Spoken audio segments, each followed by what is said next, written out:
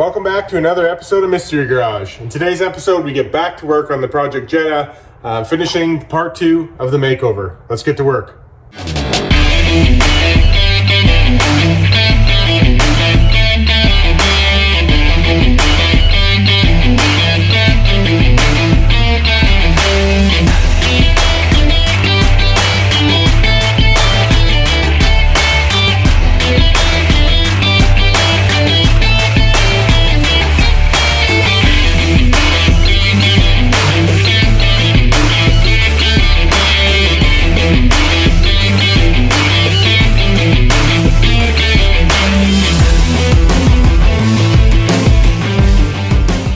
So last week on the Jetta, we got to work on the rust along the rockers, and before I get to show you that, we started on these wheels as well. Lots of you guys were super helpful in the comments about these wheels and what could help, or how you think I could kind of better the program here. But I think we've done some thinking and we figured out the solution will be to replace these bolts, because if I can take all these fake bolts out, I can do a way better job of detailing these wheels and then end up replacing these bolts, and it will look really, really fresh. But until then, I gotta pull all these bolt heads out. We gotta clean up the wheels, the faces especially, as well as get into all the other things. Those tasks at hand include everything here. One of the things I didn't mention in the last episode, because I didn't really show it at all, is I didn't include these caps in any way. Reason why I didn't is I was a little bit worried, because these are plastic, I was a little bit worried that the stripper would be a little too aggressive on them and may damage the surface.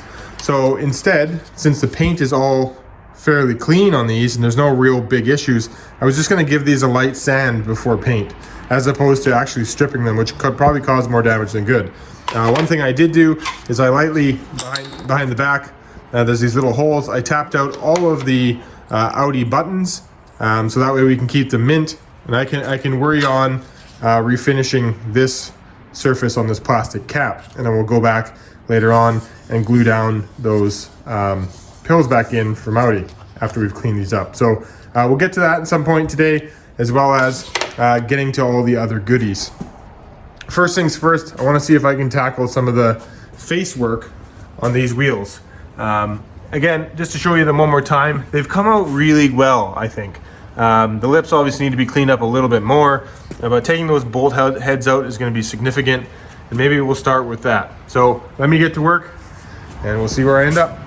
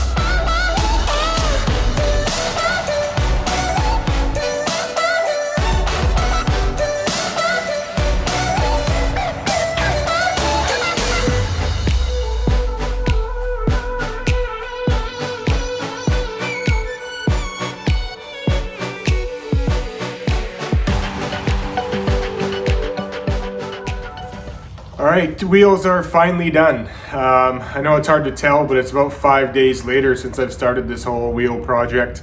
7 if you want to include the days I started to strip them. But a lot of stuff has happened. I'm going to hold off on showing you them until we reveal the car. But afterwards I want to have a big explanation, a big talk about these wheels, because I ran into quite a few different issues and challenges and that sort of thing. I had a picture in my mind of what I really wanted to do, and I'm not sure I nailed it on the head, but I got it close enough for some fake splitties that I redid in my garage for about $100. So it's just not exactly what I wanted. I'm kind of a perfectionist when it comes to that kind of stuff, but nevertheless, I'm happy enough with them for now, and I'll show you guys that when we go to unveil the car. But next, we got to do that short throw shift kit, so let's get to work. All right, so here's the kit I got. It's actually TT's deluxe kit, so it came with all the bushings and that sort of stuff. So here's the short throw, main important part of the short throw shift kit. The 3 holes you have right here are the different setting levels. I believe it's like, I think it's like 20 or 15% reduction, 30% reduction, 50% reduction, or vice versa in shift pattern. I decided to go ahead and get the whole deluxe kit because there's no point in making your short throws or your shifter a shorter throw if this part is all janky and wobbly. So we went ahead and got all the bushings, and we'll do a whole replacement on all those, as well as it comes with these shifter bushings as well and linkage, so we can kind of tighten that all up as one go. So let's go ahead and throw that all in. Okay, so anybody who's not familiar with what we're doing here exactly, I know a short throw shift kit for most people is quite self-explanatory. However, I thought I would explain it anyways, just in case somebody doesn't realize what we're doing. So in a Mk1, or any car for that matter, when you're shifting, you have what's called a throw. So it goes from here, which would be first, third, fifth, and then you can go back into second or fourth. The distance between this shifter play and all the way up to where it engages in the other gear is called your throw. So what we're doing is we're looking to shorten it, so that way hopefully it comes down to about here and then shifts up to about there, and there's not a ton of throw distance of all that way. The idea is you're supposed to be able to shift a little quicker, it's a little firmer, it just feels better all around. Now where those parts are located are right down in here. Kind of hard to see, but you can see, let me just see if I can't. Right here, there's that shifter bar. This bar is that chrome one we're going to be replacing, or the polished one, sorry. And then it's going to give us a selection to move this particular pin forward or back based on our shifting pattern. This whole rod will get changed, as well as the bushing that's down at the bottom. You can see it right there. In behind there is where that black rod goes. Pretty easy to do. Bolts on the bottom, so it's easier to do when you lift your car up like I have. We'll go ahead and replace this, and I'll show you guys afterwards.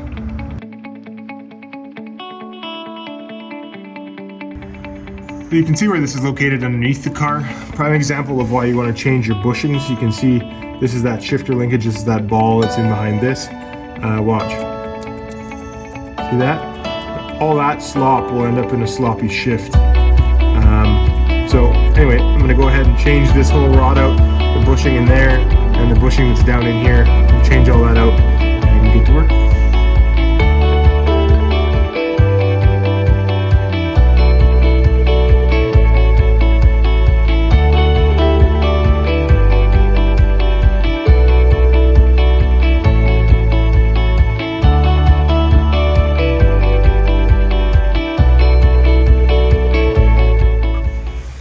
Now with the new bushings in, you can see nothing.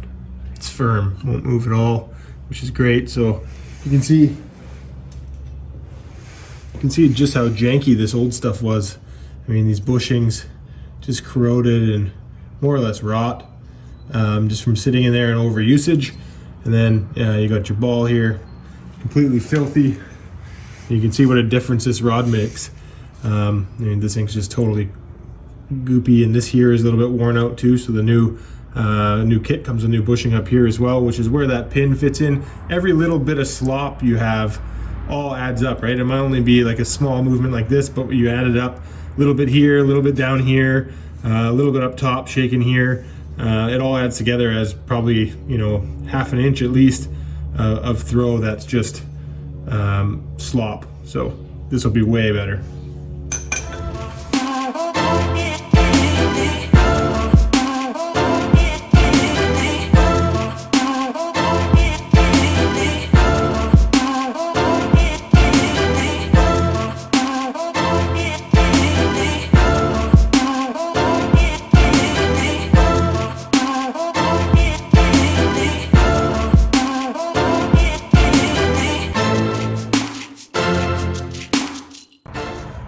Parts are all in and done. Kind of hard to see, but you can see new rod right there, short throw right there.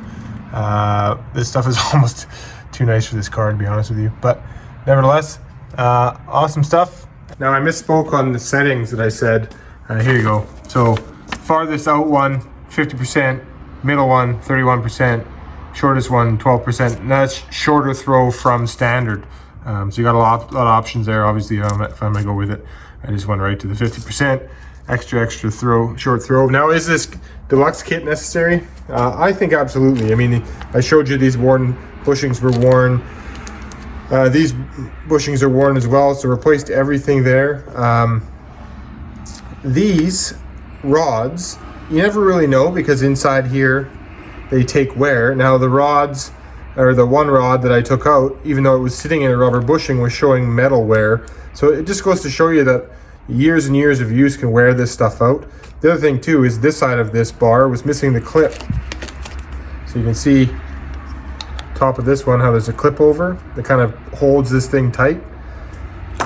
This one here was missing the clip, so anytime you shift it would just flex and stretch. So again, a little bit more slop. So add all this slop together and you can see you're saving a bunch by doing this kit. So the kit had obviously new bars with new clips on them and everything's clipped in nice. I also go ahead when I put these on and throw some grease inside of this ball joint. It just helps save, you know, that extra little bit of wear rather than, you know, putting it in there with nothing. I throw some extra grease in there so it prevents wear of either these plastic cups or the ball itself getting a little bit smaller, and then it just also tightens up the shift having it in there. I grease all these bushings when I threw them in too, but you can see even right here, you know, from years and years it's even wearing it down even though it ran in the bushing. So I mean, all this stuff matters, all this slop matters, makes a big difference. Replace the bushing there, everything, real nice shift now. So here we are back in the car and you can see way shorter of a shift, right? Awesome. So just top that off. I'm gonna go ahead and throw on this 5-speed golf ball shift knob and we'll be set. Boom, doesn't get any better than that. All right, now, this is the factory Volkswagen radio delete panel and the switch panel. I'll show you where I'm planning on putting those. So we have right here, unfortunately, a missing switch. And this stereo, I don't have any speakers in this car, nor does this even work. So, or it might work, but I don't think it's wired in. So I'm gonna go ahead and take this out, put in this block off plate, put in the little plate right there because I'm missing a switch, and we're done. I'm also gonna swap out the steering wheel with my fancier Wolf Curve one.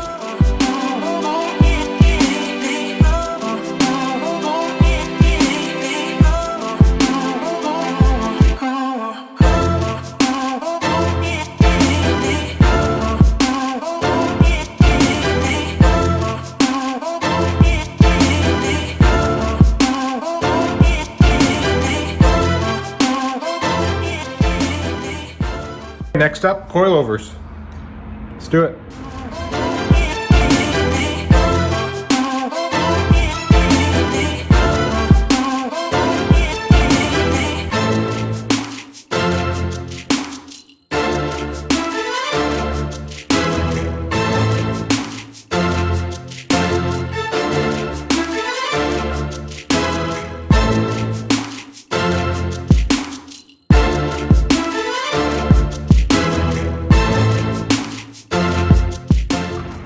All right, we're finally ready for the big reveal.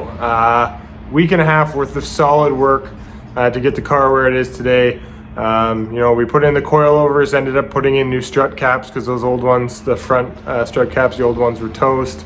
Got it all in, got it ready, painted the side of the car, dealt with the rust, you know, refinished the wheels at home. And I really, you'll see when we take a look at the car, I really tried to go all out on making them. I know they're fake splits, but really if you're gonna make a Fiero into a Ferrari, you might as well make it look like a damn good Ferrari. So I did the same thing with these fake splits. I tried to make them as true to real splits looking wheels as I possibly could. That took 10, 11, 12 coats of paint, you know, doing 1 or 2 coats of color, covering that over, spraying silver, covering that, or 2 coats of silver, primer before all those stages, doing the center caps, everything. A ton of work went into these wheels, so I hope you guys really like them. I kind of had a picture in my mind. You know, I think I was 8 out of 10 on nailing what I was going for, so I think they look pretty good. It'll be up to you guys to decide. Also, what else did we do? We did the interior stuff, new steering wheel, short throw shift kit. We also did the radio delete and put in some switch panels and things like that. But other than that, simple stuff. It is time for me to stop talking and show you the car. Tell me what you guys think in the comments.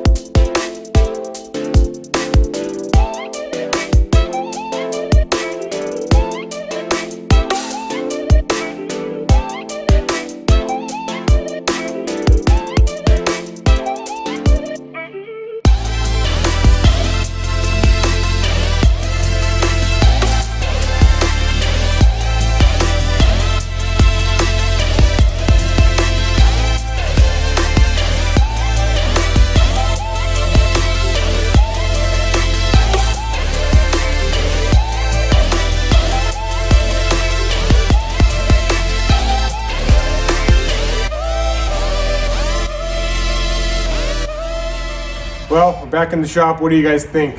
For, you know, $70 worth of spray paint on some old wheels, I think it turned out pretty good. I'm actually pretty happy with how everything went. Like I said, there's a couple little things I probably would have changed if I were to do it all over again, but overall, I'm pretty impressed.